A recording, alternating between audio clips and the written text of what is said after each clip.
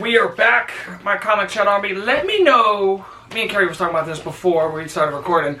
Let me know if y'all like these little skits or where we talk to y'all before we do the intro and get into the book review. So let us know down in the comments. And YouTube is really messing with our thumbs up button. Yeah. Don't know what it's doing. We had 2 different reviews that only got 1 thumbs up.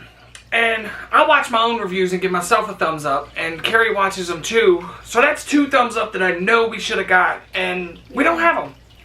Yeah. So when we go back and look on the phones, they're there. They say that we hit the thumbs up button, but in the studio, YouTube studio, it's not there. So Yeah.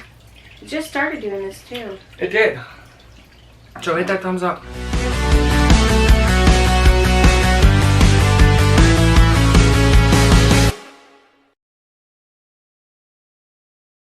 Shut Army, we're back with another review. I read The Pyramid Knights 1 and 2.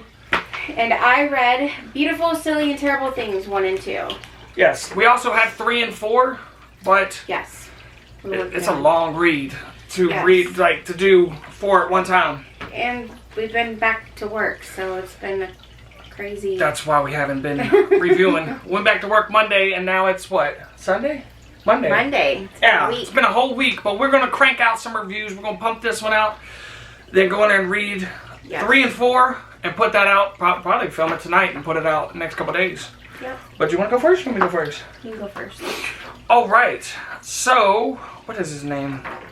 Gary Henderson is an amazing artist. He created, drew, did everything for the first 2 books, 1 and 2. Then 3 and 4, he brought in a pencilist, which I understand why, because he gets in some like really serious details. But it is about the Pyramid Knights. Look at that. It is hippopotamuses. Hippopotamuses? Is it Hippos, yes. Is it plural? That's right? Hippopotamus? Hippopotamus. Like mice? Like when you got a bunch of mice, it's just look at those mice. I don't know. That's a good question. Now I think it'd be hippopotamus. I don't know, Is actually. is hippopotamuses plural? Like Lego.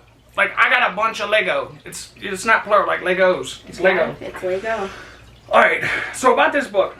It's about the Pyramid Knights. I actually like this book a lot. Never judge a book by its cover, because when I first seen it, I'm not gonna lie to y'all, I was a little iffy by it. I was like, don't know. But I like, it looks like it's ripped right out of the 80s. Like you could just wake up, cut on a TV show, and you would see some things like this. Like the colors is beautiful. I'll show you a couple pages. But it's about the Pyramid Knights, and they are pyramid protectors. That's the guys right here in the blue. You got Cabby, Brennan, and what's his other name? Sheba. Sheba, Cabby, and Brennan. Yep. Or is the 3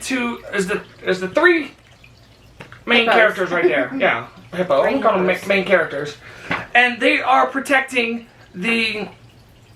It's the Soul Stone, I want to say, but you see those things on the hippo's hand right there? Brenner gets them and travels through time and meets the Guardians. Look at this, see? Isn't it just great? I love the way this book looks. And that's where we switch over to 2. The origin of the... What? Yeah. These pages stick together. I like the way he printed this. But look, as he goes through time, well, goes to another planet. I think the planet is called Eden. And I want to know what... Gary, if you could tell me, is this set on our Earth or another Earth? Because if you see up there, the moon has a pyramid in it. Illuminati confirmed. I understand, Gary. I'll keep your secret. But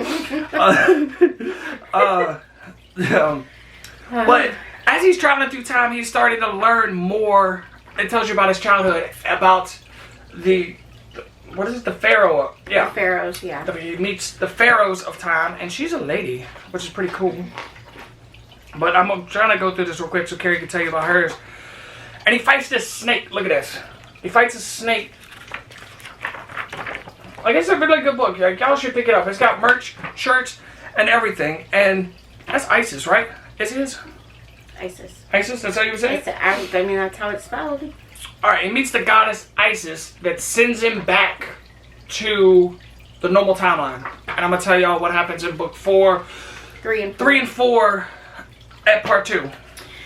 Okay, so mine's a little different. These are short stories. But there's one really cool thing I want to show in the beginning, which I've not seen this in any comic book. Each artist, because there's so many artists, I can't go through all the names involved in these books, but each artist has their own social media information, which I thought was pretty smart when you have that many artists involved in a book. Right. But the basis I've noticed with these books is they're mostly about vampires. So with the first, that's a story about vampires. My favorite story, which they actually wrote a letter kind of telling a backstory. Remember I read that to you? Was Born Upon Her Wings. And it's actually about the characters are based off of two people that meant something dear to the creator in this book. And it's just basically about a story between two women that is, one's going through an illness and they grow together as friends, grow apart, and then they grow back together as more than friends. And I'll just leave it at that.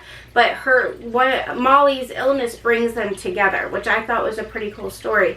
But the basis of these titles kind of say a lot to what the books are. Beautiful, silly, and terrible things. So I got a question. So the cover, does this have anything to do with the books? Not that I've seen.